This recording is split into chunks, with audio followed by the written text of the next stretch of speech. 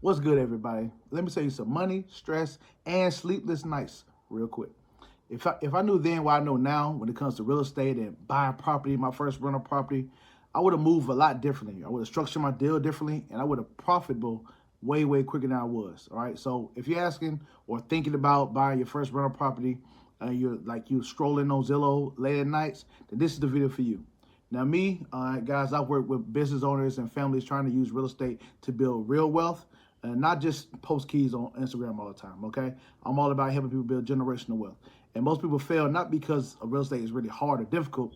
They fail because nobody told them the truth when it comes to real estate. And that's just know all the information up front, right? Do all your research ahead of time, right? Get all your resources in track before you make a move on your first deal. Do all the prep work first before you make a move, right? And that's what we're here to talk about today, guys. So I'm a Taurus sales with Sims Legacy Investing, and we're just a big brother figure for you guys. Just want to make sure that you get the ball rolling when it comes to building generational wealth for you and for your family and all your loved ones. And the first thing I want to kind of dive into today is just letting you guys know that cash flow matters when it comes to real estate, more so than appreciation, in my personal opinion.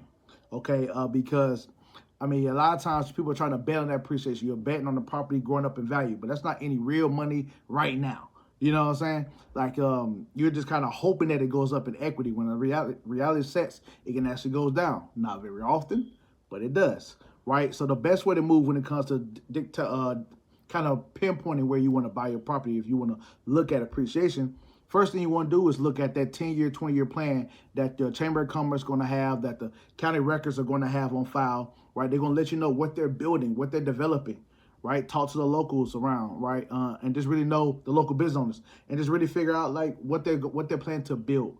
And whenever there's construction happening, developing happening, that's how you know that's a good prime area to buy real estate from.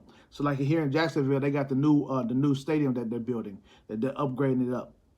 The real estate around that area, around Springfield, is perfect when it comes to buying real estate, because they're building a Four Seasons hotel out there.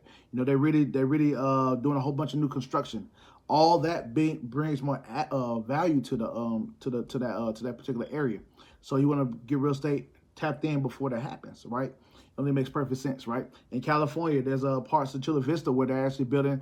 Can't think of the name of the new resort that's coming there. I think can't think of it right now, but they got a new resort that they're building, right? Or maybe a casino is getting built somewhere, right? Those are indicators that demand is going to start happening in that particular area. Because not only are they developing new things, but it's going to also create more jobs. People are going to start commuting there more, right? New people who are working at these jobs, they're going to want to live closer to the job, right? So they need housing. So their house becomes a more demand because there's more people that want that particular location. So that's how you kind of predict whether it's going to be a good market to buy in for when it comes for appreciation. And that's the long term. You know what I'm saying? Long term game. You definitely want to play that game for sure. But for me, I like to do cash flow. I need cash on cash hand, right? Me specifically, I love to have at least $500 a month coming in from any asset. The mistake I made was my first asset I bought, my first piece of real estate was a condo up in Washington State, and it's in Port Orchard, which is a very nice area. Military town and everything. So there's a lot of people that's out there moving, grooving, a lot of industrialization going on, right? So a lot of traffic. So it was a good area, but I bought a condo, and if you know anything about condos, they don't really go up in value very often, right? Very seldom, unless you're like downtown San Diego or something like that, right? like in the heart of the city, those go up in value. But where I particularly part of that, nah.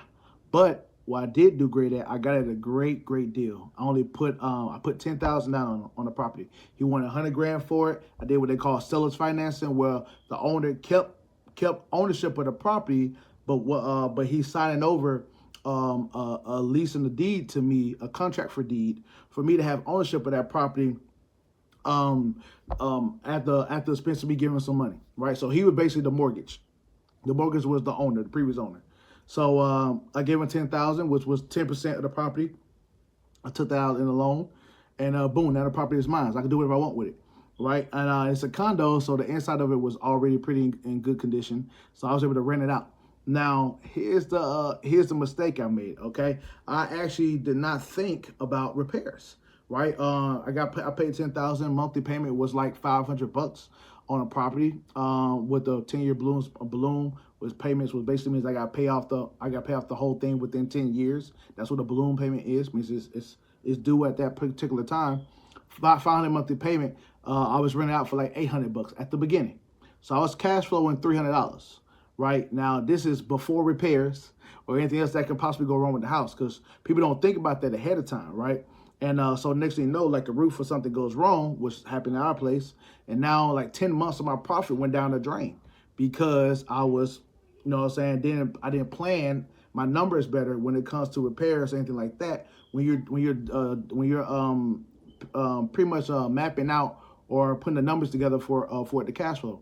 So ultimately, what I ended up doing was later on, since it's a military town, is rent out 2 rooms. It's 2-bedroom. Rent out the rooms to the sailors. The sailors are happy because they getting BH. Me being a sailor myself, I knew what money they was receiving, so and they wanted a place off base so they can party, they can drink or whatever. So I said, hey man, pay me $700 each room, $1,400 a month for me. They happy because they make it $1,500 a month. So they're pocketing, the rest of it for their own pocket. So they're making money. Because they, based off BH and housing allowance, what we call it, right? And I'm happy because now I went from 800 to now making 1,400. So now my cash flow doubled, Instead of me just getting 300, now I'm having an extra 900. So really triple, So that's what I did to kind of up those numbers. Now I'm not worried about repairs or anything like that because I'm cash flow every single month. And that's how you want to do it when you're doing your numbers. Right, you want to make sure that you meet the demand for the repairs and stuff like that. That's one thing I didn't know. Also, repair costs a lot more than you're expecting. All right, that's the next lesson. Or at least the next topic I want to hit on. And one of the properties we got in Arkansas is a prime example for that. I got a house out there for pennies, $1,500 down, right? And they wanted $25,000 for the place. So my mortgage on everything was only $300. For the property, and I put $1,500, but the repair for it it's completely gut job house, right? And so my mindset was like, let me know how much it costs to remodel a house that got everything wrong with it, so a gut job, and whatever that quote is, then when I go get the other houses next to it, it shouldn't be more expensive than the house I just got done, right? So especially if it's a good job. So they got quoted $20,000. Nah, that bad boy hit up 33 grand, so another 13,000, which was, definitely out of budget. Put the whole thing on my credit card. So I've never had a situation where my contractor quoted me the exact price it's gonna be to do a house. It's always end up coming up more expensive. So that's something to know in the front end.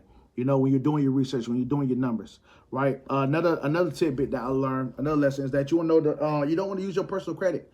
I put all that tire repair, $3,300 plus the $1,500, all on the credit card. I didn't put no money in my pocket for it. All credit, leverage the whole thing. And but when I did that, the lesson I learned from that is you don't want to use personal credit.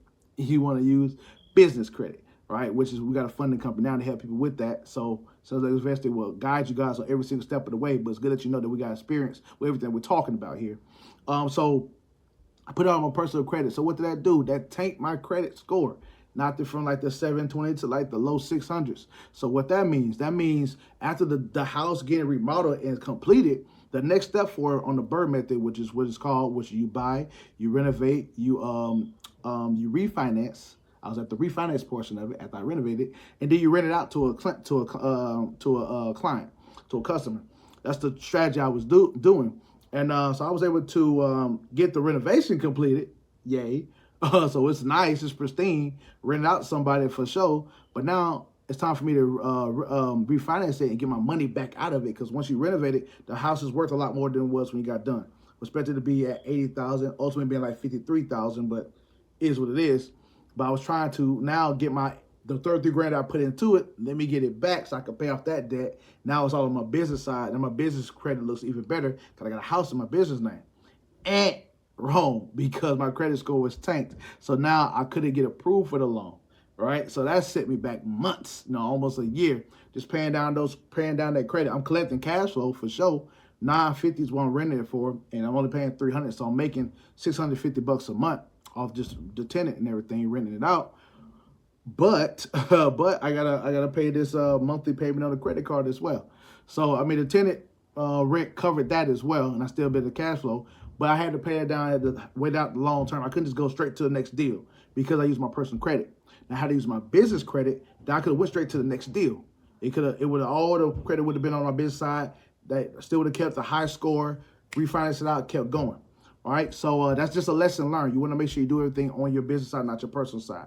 So it took me a while to pay those things down, got my score back up. Then I was able to refinance. But another lesson that I learned from this is the house wasn't valued enough. The house, the only value of $53,000, and most lenders need you to be at least 150K or more for them to actually lend on the property because they don't feel like it's good enough for them, right? So that's another lesson that I learned, all right? But now, tap in with Sims Legacy Investing. We got the resources that should get you a house. You know, that's even if it's as low as $35,000, we can still get you a refinance out of it, cash out refinance, and get the money that you put into it out of it. So long story short, I was able to get my money back out of that deal. Now it's on my business side, and everything's peachy keen, you know.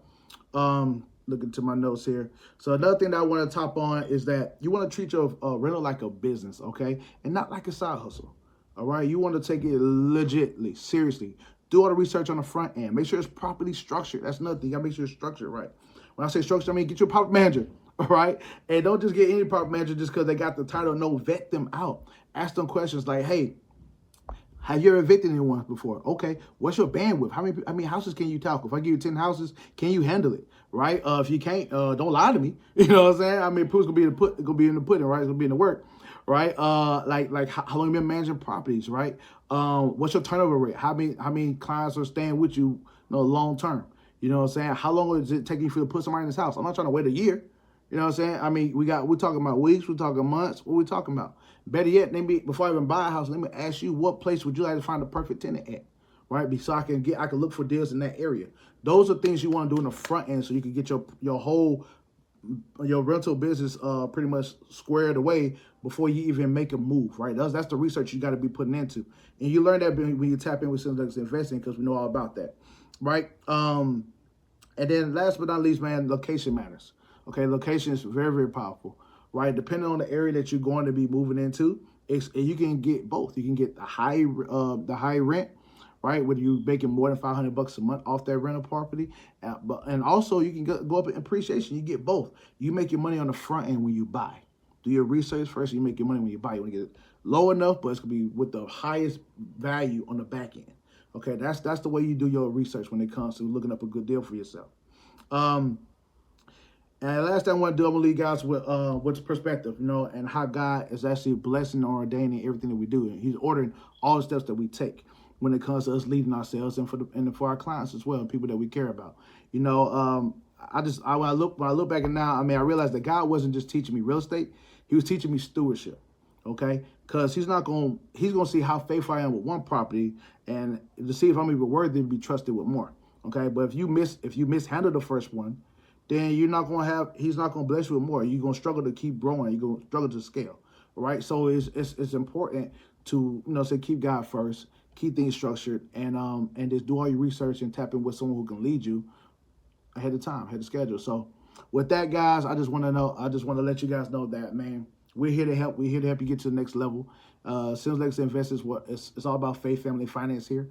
Okay, and if you're really serious about budgeting, about getting your funding right, about getting that property and actually knowing how to do things step by step, then tap in with us in any way you can, okay? Subscribe here, or you can even follow us on Instagram as well. So talk to you guys soon. Peace.